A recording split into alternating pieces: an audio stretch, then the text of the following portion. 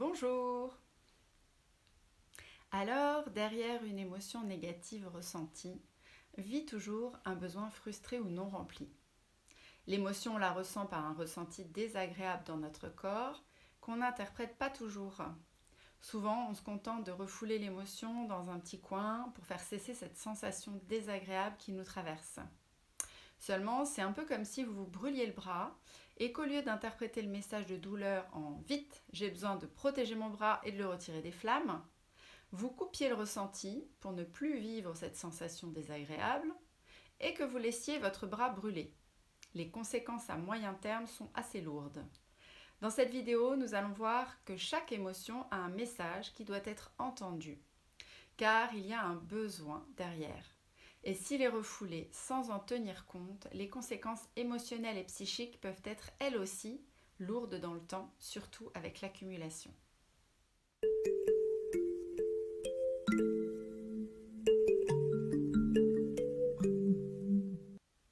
Je suis Amélie Carlier, thérapeute holistique. J'accompagne des personnes sur le chemin du mieux-être depuis une vingtaine d'années et je transmets aujourd'hui mon expérience, mes compétences et mes outils dans des formations pour devenir thérapeute holistique. Alors, les besoins fondamentaux de l'être humain ont été répertoriés et même hiérarchisés par la pyramide de Maslow. On en a retenu 5 grandes familles de besoins principaux: le besoin de sécurité, le besoin d'amour, le besoin de liberté, le besoin de compétence et le besoin de plaisir. Nous allons détailler ces besoins pour bien comprendre comment ils peuvent se manifester et comment on peut faire pour les combler. Tout d'abord, la sécurité, qui est la base de toutes les autres car c'est notre survie psychique et physique qui est en jeu. Quand on remplit ce besoin, on peut dire « je me sens protégé ». Alors physiquement, il s'agit de manger à sa faim, boire à sa soif, dormir suffisamment et vivre sans danger ni violence. Psychologiquement, il s'agit de ne pas se sentir jugé, dévalorisé, vivre dans un environnement calme, tranquille où on se sent en confiance. Quand ce besoin n'est pas rempli, l'émotion principale qui va émerger est bien sûr la peur, sous toutes ses formes. Ça peut être de l'anxiété, un problème de confiance en soi ou de confiance envers les autres. Tout ce qu'on peut faire pour remplir ce besoin, c'est de créer des routines qui sécurisent, de mettre des choses en ordre pour avoir des repères, anticiper les situations potentiellement stressantes pour s'organiser, verbaliser ses besoins, exprimer sa peur, faire en sorte d'être écouté et pris en compte pour se protéger des situations insécurisantes. S'offrir aussi des moments de calme, de détente, de méditation et de respiration. Il faut savoir que la réaction de la personne dont ce besoin est en berne peut être la peur, bien sûr, mais ça peut aussi se manifester sous forme de colère. La colère, effectivement, peut jaillir pour imposer à l'autre de le respecter dans ses besoins. C'est ces moments où il y a vraiment quelque chose qui jaillit, en fait, de manière réflexe. Par exemple, j'imagine une situation où il y a un parent dont l'enfant s'est mis en danger, par exemple, qui a voulu traverser la route trop brusquement ou autre, sous ses yeux, et qui va, de manière réflexe, gifler son enfant. L'immense frayeur qu'a ressenti ce parent a déclenché en lui une colère contre son enfant qui a pour objectif de se faire respecter dans ce besoin de sécurité qui a été menacé par l'attitude de l'enfant. Et donc, ça peut paraître violent et brusque et de se dire « mince, son enfant va bien, il devrait être content », mais en fait, c'est cette violente émotion qui a jailli sans qu'il ait l'opportunité d'y réfléchir et de changer, de faire différemment. Le besoin d'amour maintenant. Quant à lui, il est rempli quand on se dit « je me sens aimé ». Il s'agit d'être écouté, respecté, reconnu, compris, d'avoir de la tendresse, de la proximité, d'être aidé, de coopérer, de partager, de prendre soin ou d'être accepté et de célébrer. Quand ce besoin n'est pas rempli, il peut y avoir de graves répercussions sur notre estime de nous-mêmes, voire même des blessures de rejet ou des blessures d'abandon. Ça peut mener à de la déprime, à la dévalorisation de soi, la perte de confiance en soi aussi. L'émotion qui va se manifester bien souvent va être la tristesse, mais on peut aussi voir de la colère qui se manifeste sous forme de jalousie. C'est l'attention que l'autre nous porte qui va remplir fortement ce besoin. Par exemple, quand on nous donne du temps, de l'attention positive, donner de l'écoute et une absence de jugement. Le troisième besoin que nous allons voir ensemble est celui de liberté. Quand il est présent, ça me fait dire je me sens acceptée et respectée dans ce que je suis. Il s'agit de pouvoir bouger, d'avoir de l'air, de l'espace, du temps, de se débrouiller tout seul, d'imaginer, de créer, de faire des expériences, d'explorer et d'affirmer ses choix.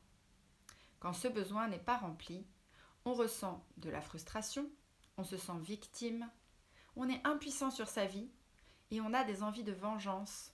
On peut même mentir pour pouvoir obtenir ce besoin, fuir ou se révolter. L'émotion qui va être manifestée sera souvent de la colère, qui nous pousse à nous faire respecter, à mettre l'autre à distance pour retrouver notre espace.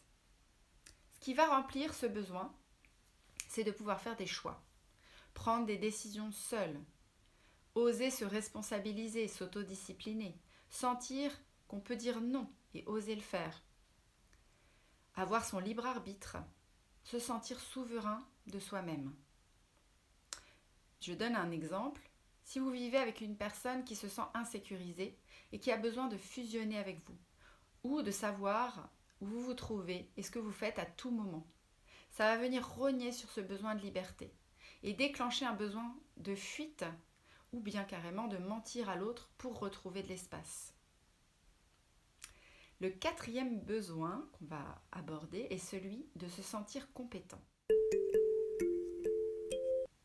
Pour pouvoir se dire « je me sens capable », il s'agit de pouvoir expérimenter, de se tromper, de vivre des réussites, de comprendre, d'apprendre, de réfléchir pour trouver ses solutions, se mettre en projet, se faire confiance, tester, réajuster, faire des choses en autodidacte. Quand ce besoin n'est pas rempli, on va se dévaloriser, on va se comparer aux autres, se coller des étiquettes, je suis nulle, je suis pas capable, je suis pas assez. On utilise aussi des phrases comme je l'avais bien dit. On se juge, on vit des échecs répétés. Alors on se sent incompris, on a honte, on se sent coupable, on devient anxieux à l'idée d'être vu en train de rater. On se sent impuissant sur sa vie. L'émotion qui peut alors se manifester, c'est bien sûr la peur de rater, la peur d'être vu en échec, ou ça peut aussi être une tristesse profonde. Ce qui va remplir ce besoin, c'est de vivre des expériences nouvelles, d'oser sortir de sa zone de confort, de faire par exemple un cahier de réussite dans lequel on va noter tout ce qu'on a bien fait, ce pourquoi on peut être fier, faire des expériences où on va dépasser les obstacles, se sentir valorisé, souligner ce qui a marché, se féliciter et être fier de ses réussites. Le dernier besoin qu'on va aborder ensemble, c'est celui le besoin de plaisir, qui nous fait dire « je me sens vivant ». Il s'agit de vivre la joie, l'élan vital, d'être motivé, de ressentir des sensations positives, de jouer, de rire, de se divertir, de danser, de chanter, de créer. Quand ce besoin n'est pas rempli, on ressent une profonde tristesse, une lassitude. On est démotivé, la dépression peut s'enclencher. On a une vision terne et pessimiste de la vie. On devient apathique. Ce qui va remplir ce besoin, c'est de s'autoriser à chanter en s'habillant, en rangeant, à faire de l'humour, partager des activités plaisantes, chahuter, stimuler la découverte, l'exploration, jouer, se lancer dans de nouveaux projets, discuter, échanger, faire des hugs et faire l'amour. Tout ceci déclenche l'ocytocine, qui est l'hormone du plaisir, et ça va aussi permettre de faire circuler des neurotransmetteurs comme la dopamine, qui est l'hormone de la motivation, l'endorphine, qui est celle de la détente et du bien-être, alors l'émotion liée à la carence de ce besoin est la tristesse et aussi la frustration. Ça peut entraîner aussi de la colère. Voilà un petit peu pour tous les besoins que j'avais envie de vous présenter. vous connaissez les différents besoins qui font partie de notre vie d'humain. Et l'idée, c'est de pouvoir se checker de temps en temps pour voir où nous en sommes de ces besoins et pour pouvoir agir quand ils sont en défaut, afin de mettre en place ce qui les remplira et de se responsabiliser sur notre bien-être. Parce que c'est la clé pour mieux gérer nos émotions. On pourrait dire que c'est de la prévention en fait. Je ferai une autre vidéo qui sera plus ciblée sur les émotions en elles-mêmes et comment les gérer quand elles se manifestent. Mais si déjà on gère bien nos besoins, on se prémunise des débordements émotionnels qui pourraient être intempestifs et qui peuvent être prévisibles. Alors je vais vous proposer un petit exercice, je vous montre, qui consiste à dessiner des jauges comme celle-ci. Avec chaque besoin, au-dessus vous écrivez chaque besoin, et avec des feutres, vous remplissez la jauge en vous centrant à l'intérieur de vous et en essayant d'être honnête sur où vous en êtes avec chacun de ces besoins. Et là où vous voyez que vous êtes en dessous de la moitié de la jauge, il va falloir vite agir. Et à partir de maintenant, quand quelqu'un va manifester une émotion envers vous, vous pouvez vous poser la question à vous-même et même lui demander à lui quel est son besoin derrière cette émotion. Voilà, j'espère que ça vous aura apporté quelques éclairages et je vous dis à tout bientôt pour une autre vidéo.